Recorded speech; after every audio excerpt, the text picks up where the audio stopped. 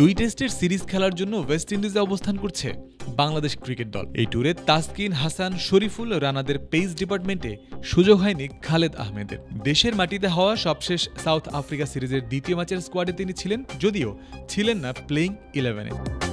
কোনো ম্যাচ না খেলেই তিনি বাদ পড়েছিলেন, তবে ক্রিকেটের বাইরে তিনি থাকছেন না, পুরোদমে খেলে চলেছেন national cricket league NCL। South আফ্রিকার বিপক্ষে দ্বিতীয় ম্যাচের আগে ও পরে সব মিলে 4টি ম্যাচ খেলেছেন এই পেসার, যেখানে বল করার সুযোগ পেয়েছেন 7 ইনিংসে, উইকেট নিয়েছেন 20টি।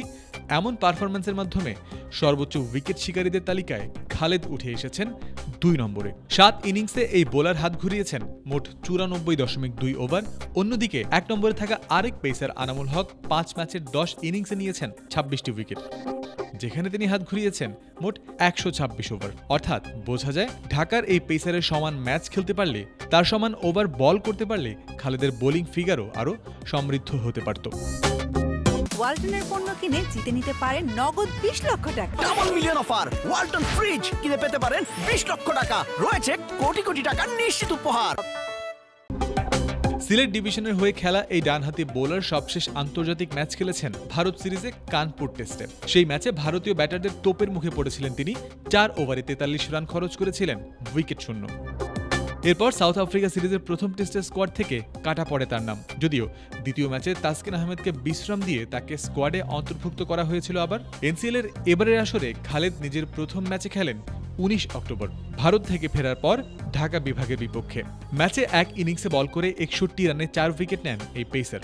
2রা নভেম্বর রংপুরের বিপক্ষে হওয়া ম্যাচের প্রথম ইনিংসে নিয়েছিলেন 3 উইকেট, পরের ইনিংসে নেন আরও 2 উইকেট। খুলনার বিপক্ষে পরবর্তী ম্যাচের দ্বিতীয় ইনিংসে 9 ওভারের বেশি বল করার প্রয়োজন পড়েনি তার, ছিলেন উইকেট শূন্য। তবে প্রথম ইনিংসে 14 ওভার বোলিং করে নিয়েছিলেন 3টি উইকেট। খালেদ আহমেদ সবচেয়ে বিধ্বংসী রূপ ধারণ করেন ঢাকা মেট্রোর বিপক্ষে। NCL এর চলমান পঞ্চম রাউন্ডে খুলনার মাটিতে পেস ঝলক দেখান তিনি। প্রথম ইনিংসে 3 উইকেট নিয়েছেন, পরের ইনিংসে আদায় করেছেন 5 তার দল সিলেট ম্যাচও জিতেছে ইনিংস ও 139 রানের বিশাল ব্যবধানে। তাতেই উইকেট টেকারদের লিস্টে বড় লাভ দেন এই পেসার, চলে আসেন 2 নম্বরে। জাতীয় দলের সুযোগ না হলেও ঘরোয়াতে নিজের কাজটা করে চলেছেন ঠিকঠাক।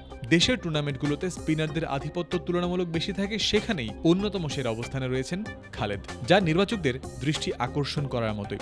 তবে অচিরেই আর টেস্ট সিরিজ খেলবে না বাংলাদেশ, মাথায় রাখতে হবে এই বিষয়টাও। 2025 সালের জুন মাসে হবে ওয়ার্ল্ড টেস্ট চ্যাম্পিয়নশিপের চলমান চক্রের ফাইনাল ম্যাচ। তার আগ পর্যন্ত এই চক্রে আর কোনো টেস্ট নেই বাংলাদেশের, আর এত লম্বা সময়ের মধ্যে ওলটপালট হয়ে যেতে পারে অনেক হিসেবেই। জয়ন্ত বিন্দু, ক্রিক ফ্রেন্সি।